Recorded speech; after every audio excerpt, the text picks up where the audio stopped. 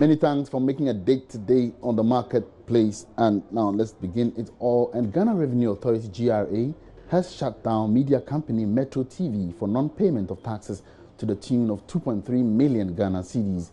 The media company has been put under audit and is thus excluded from any tax amnesty. Assistant Commissioner in charge of Public Affairs and Communications at the GRA, Bubi Ansa, has been speaking with Joy Business on the shutdown. What exactly is happening here?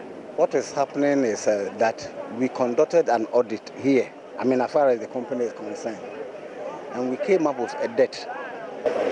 The total is 2.3 million Ghana cedis, made up of PAY, that is pay as you earn, which are the deduction from workers' salaries, and VAT. So in actual fact, it is not even corporate tax.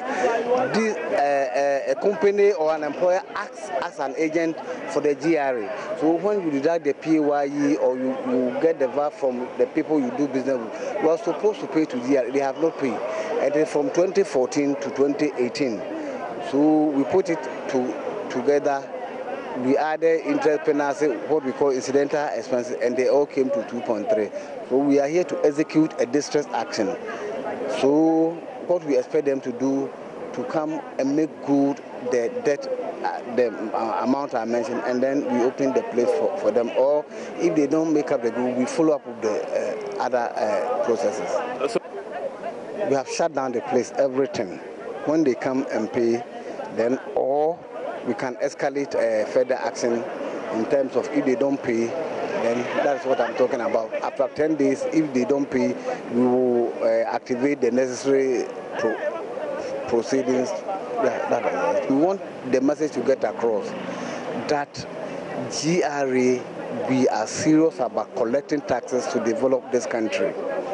Let me also take this opportunity to add that GRA is implementing a tax amnesty regime. Companies which are owing, they have, or businesses which are owing, they have the opportunity, and which are owing, they have the opportunity to come and pay the tax without the penalties and interest. For companies, business which we have not yet registered, they have the opportunity to come forward. We will waive the taxes, the interest, and the penalties. But we wish to inform them that after 30th September, that is where the tax amnesty, GRA will come after them. We are not threatening anybody. We are just appealing to people. If you feel that you are in such a situation, you must take advantage of the tax amnesty. But let me quickly add that a company like this does not qualify for the tax amnesty because it is under audit. So for those who are not yet under audit, we appeal to them to take advantage of the tax amnesty so that they settle, they regularize their tax and we start afresh. But for Metro TV, you can imagine from 2014 to 2018, PAYE, VAT, that is not for you. So that is why we are here this morning. All right, thank you very much, Mr. Bubi Ansa. He's the Deputy Acting Commissioner for the GRA in charge of Public Affairs and Communications. We're going to be following this situation closely. As you could see, the place is about to be, cordoned off with the stickers by the GRA in that regard. Workers have been asked to go home. Technicians have been asked to close down their machines. What this means is that Metro TV is going to be technically shut down, especially as management have been asked by the GRA to fend off all these debt they owe, 2.3 million Ghana cedis. We shall be following closely this development to give you updates as and when we do have them.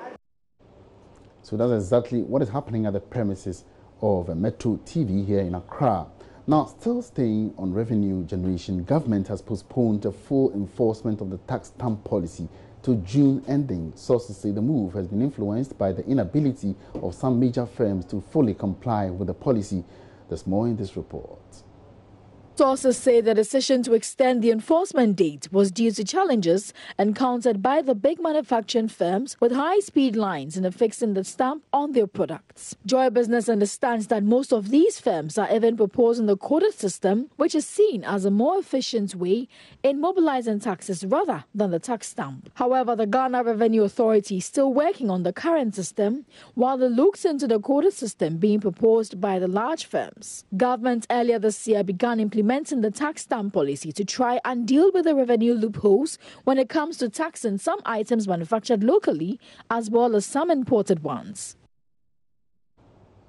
Away from that now, and Ghana Gas has confirmed that significant amount of VRA's debt owed to it has been cleared. The debt said to be running into billions of Ghana cedis was said to be affecting the operations of the company. Speaking with Joy Business on the sidelines of the Petroleum Hub Conference, Chief Executive Ben Asante said the developments has greatly improved its operations. In 2018, we've got probably better news than in the past. VRA has started actually remitting some of the money to us, paying some of the money to us. We still will hope for more, but it is encouraging to see that they've started paying some of the monies for the debt that they owe us. So that is really what I'm saying. Has this improved your position as we speak right now, or it's still a long way to go? Yes, I think it certainly has improved our position from what it was last year in terms of our liquidity. Because I tell you, if you are getting, some millions now to your bottom line, I think you'll be happy than not getting anything at all, as it was in the past. If you look at the past, our fuel supply has been a little erratic, and Ghana Gas in the last year or two, has been able to maintain its end of the bargain in terms of providing reliable and sustainable gas supply to the West. Now, the West was notable for actually using a lot of the light crude oil for power generation. But in recent times, I think they've been relying more on gas supply from the Atuabo fields. Gas that is processed through the Atuabo processing plant and transported through our pipeline to Abuaze for power generation. That obviously will cut down on the other alternative fuel, which was light crude, which was used for power generation. And we are very happy about that, that we've contributed modestly to this good story. In percentage-wise, what can we consider 50-50 in terms of crude, i.e. gas, or 70-30, or even 40-60? I think my understanding now, in terms of how much gas we use versus how much crude we use in the West, probably would be something around maybe 70-30. Let's now turn our attention to the Ashanti region, precisely Kumasi, and do one of our top stories there. And President Akufo-Addo is expected to cut the sort for the second phase of the Kumasi International Airport development. The project, which is expected to last for 30 calendar months, is estimated to cost 66.35 million euros. Now, our correspondent, Prince Apia, is currently at the airport and joins us live on phone for some updates. Good afternoon, Prince. Welcome to the marketplace. Thank you very much, Ima. All right, so what exactly is the picture currently at the Kumasi Airport? All right, so Ima, a few minutes ago, the President of the Republic, Nana Akufo-Addo, touched down here at the Kumasi Airport. The Asante Hino 247 is also here. The Managing Director of the Ghana Airport Company Limited is here, and Aviation Ministers, when other cabinet ministers, other ministers as well are here. So in a few minutes, he is expected to cut short for the construction of a new terminal, Terminal 2 of the Kumasi Airport, to befit the international status given to the Kumasi Airport. And then there's going to be an extension of the runway here to also open up the airport to the expectations that have been given to it for a long time. I should say that this particular project is given to the contractor, Messrs. Contractor from the UK. That construction firm is expected to undertake this construction for 30 calendar months, and the cost of the project, we are told, is 66.35 million euros. That is what we are getting now, and we are told that as part of the project, they are going to construct some security fence around this area. There's going to be new access roads to the airport as well, and the car park, which almost always is congested, is also going to be expanded for the Kumasi Airport. So these are some of the things we are getting here. But the program just started. The president is yet to talk. Anybody, all the dignitaries here are yet to speak to the gathering here, Ima. Now, Prince, I'm quite familiar with the existing terminal at the Kumasi Airport. Now, what's going to be the size of this current terminal that's going to be put up there, and how does it hope to transform the airport or to impact on business at the airport? So what we are seeing is that it's going to be as big as three foot of a football stadium. A very big vast land has been dedicated to it, and we expected that as a lot of business activities could go on, because if you have a business in Kumasi or you're in a car and you want to move, it will be very easy. This means that there's going to be a lot of more of domestic airlines befitting us. We expect that there's going to be straight flights from this place to elsewhere. So a lot of business activities are expected to go on in the Kumasi, and we expect that it will boost the local economy here in the Shanti region. Now, I know in the past there were some concerns about residential areas which were quite closer to the airport, especially when there was a decision to extend the runway. Now, has these been cleared, and what's going to happen now? All right, so that issue came up, but where the land designated for this particular expansion is not getting close to any of the residential areas, we are told from the background that even if some of the extensions is going to affect anybody, they are going to ensure that these people are evacuated and compensated adequately before that is done. But as I speak to you now, where the extension is taking place, it's not going to affect any residential facility. Now, are we going to have an extension of the existing runway, or there is going to be a completely different runway? The details we have here is that it's going to be an extension of the existing runway. Okay. That is what we know as of now. All right, many thanks for your time, Prince, and we'll certainly get back to you as and when some news unfold.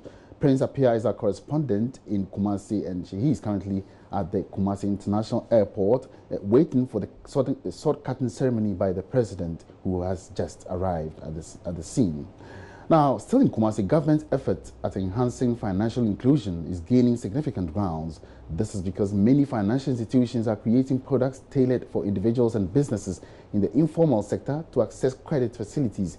Deputy Managing Director of Prudential Bank, Richard Akolache, has reiterated the need for financial institutions to pay attention to the about 70% of people in the informal sector. He spoke with Love Business when the bank launched the micro savings accounts in Kumasi.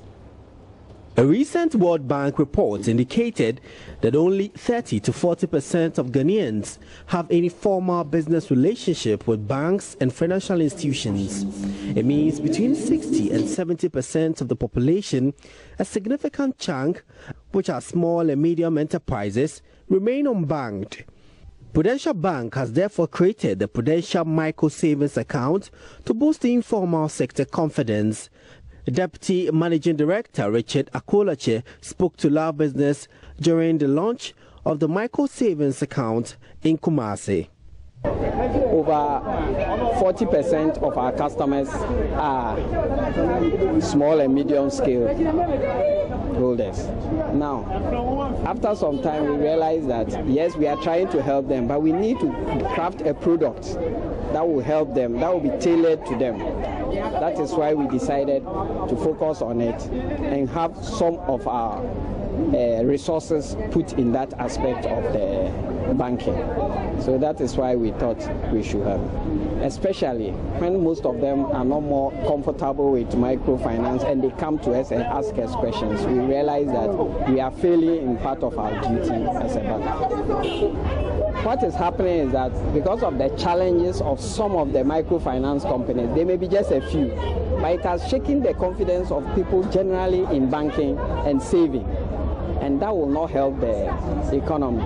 Like we said, if you want to develop a country, you must develop financial inclusion, get a lot of people to come into the formal sector. And so we thought that the best thing is that to help everybody understand that banking is not for the rich. banking is not for those of a certain size, and to let people have confidence in the formal sector, we decided that let us emphasize the micro savings accounts. Many businesses have often complained they do not have acceptable collateral securities to enable them access credit facilities from financial institutions to support their working capital to grow their businesses. These challenges have led to the little or no growth and expansion, and in some instances to the collapse of SME businesses. Mr. Akolache says Prudential Micro Savings Account gives customers opportunity for affordable credit without collateral. Every bank has a business model. So if you develop a business model and you look at the majority of your customers and you need to target them, yes. But you see that the economy of Ghana has a lot of small and medium scale, and all over the world, small businesses have built nations. So we, Prudential Bank, will advise that, yes, we should focus some of our resources on building that sector. And unfortunately, in this part of our world, it is in the informal sector. So we should build and assist them to come up into the formal sector. So I will advise that you don't build a bank devoid of the small and medium scale sector. If not, you are throwing away more than 50% of our economy. Now, access to credit and savings have been a major challenge faced by the SMEs that need attention without disturbing their income-generating activities. Prince Apia reporting. It has committed over 300 million Ghana cedis through the Forestry Commission and the Youth Employment Authority for the rollout of a program to plant trees across the country over a 2-year period. Now, CEO of the Forestry Commission, Kwadwo Uswefriye, disclosed this at the World Environment Day celebration organized by Ecobank Ghana in partnership with Environmental Protection Agency EPA, the Forestry Commission Ghana, Zoom Lion, and Multimedia Group Limited. Ecobank Ghana celebrated this year's World Environment Day by reaffirming its commitment to saving the environment. The event saw Ecobank Ghana, Multimedia Group Limited, Forestry Commission, and the Accra Metropolitan Assembly plant trees at the St. Thomas Aquinas Senior High School in Accra. MD of Ecobank Ghana, Dansaki, emphasized Ecobank's commitment to promoting a clean environment by pushing financial literacy and inclusion through digitization. We know that we must give back to our communities, to society, and to the environment. And we embrace this as a core tenet of our corporate culture. We know that it requires actions, not just words, to fully meet our responsibility. It is important to recognize that every one of us can make a difference to the environment. And today, by planting trees here at St. Aquinas Secondary School, we are doing exactly that. I am delighted that you have joined us for this very worthwhile activity, which will benefit both the environment and future generations. Second Lady Samira Baumia noted the Ministry of Environment, Science and Technology is to roll out a national plastic waste policy to find innovative ways of dealing with plastic waste in the country. I'm glad to mention that government is committed to protecting and enhancing our environment and seeking common solutions to the global environmental challenge. This is live on the marketplace now. Let's turn attention to mining. And Kinross Chirano Gold Mine has emphasized the need to build capacity of indigenous companies to facilitate adherence to local content requirements. Vice President and General Manager of the firm, Adrian Sobera, says mining firms are compelled to import inputs because of low capacity of local workers in the mining sector. At the 2018 West Africa Mining and Power Conference and Exhibition here in Accra, President Akufo-Addo again advocated local production of mining inputs. Adrian Sobera, however, says improved local capacity will address this challenge. We were runners-up in the local content, which means in Ghana, in the mining industry, Chirano is the company which is buying local, and which is buying local. We're not only buying local, but we're also giving work to the local first and foremost. So we look after our communities in terms of work. Where there is capacity, and this is a challenge in Ghana at the moment, that There are areas where there is no capacity at the moment because they are not producing those items which we require to be successful in mining. And in those areas, we are then forced to go and buy from external suppliers. Example? Well, for example, there's chemicals. You know, there's areas of engineering where they are technical, where they are challenging, where you need high quality products to be able to do your work with. You know, those are the areas. But in all areas, I can honestly say that Chirano, and the numbers are out there for everybody to see, and this award which we got is from the Chamber, so they've got all the information. Wherever we can, I, as the Vice President and General Manager of Chirano, consistently make sure that we look at how we can help the local community within Ghana to be able to do business with Chirano. Now, the Ghana Real Estate Developers Association, GREDA, is proposing amendment to the land bill to insulate developers from litigation. It is believed that land disputes in the country have contributed to the rising housing deficit. Executive Secretary of GREDA, Sam Amegaibo, has been speaking at an event in Kumasi. Land acquisition challenges in Ghana is no secret matter.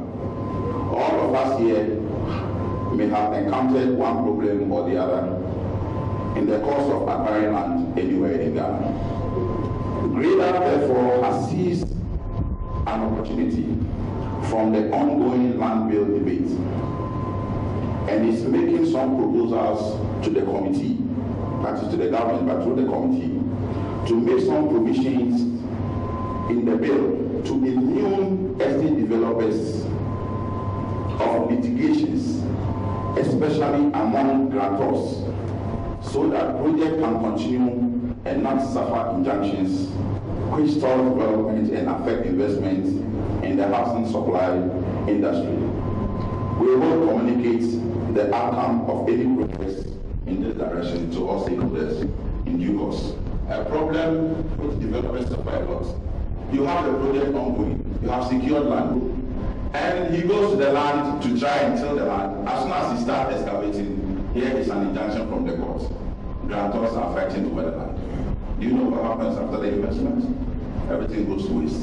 So we are making frantic effort to make some provision in the bill, the land bill, to ensure that in the event that happens, development doesn't stop. The developer will be allowed to continue while the litigation continues in court. If there's any money to be paid, this money will be paid into an escrow account.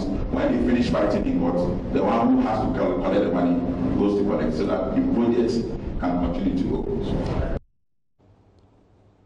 Now, before we finally go, two brothers are on a mission to give the country's walkways and buildings an authentic look. They are doing so through the use of granite cobblestones. The Joy Business Van visits Guthardt Quarry and Construction, which started by the brothers a year ago, to learn more about what they are up to. Here's what to expect.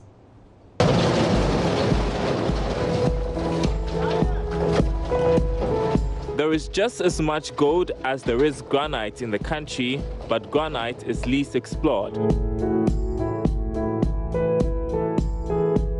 At the North Carnation Industrial Area here in Accra, two brothers are finding use for these granites, turning them into cobblestones for pavements and buildings. There's nothing quite like this in Ghana, and the two brothers, Nana Osei-Aboah and Kweku Osei-Aboah, are paving the way.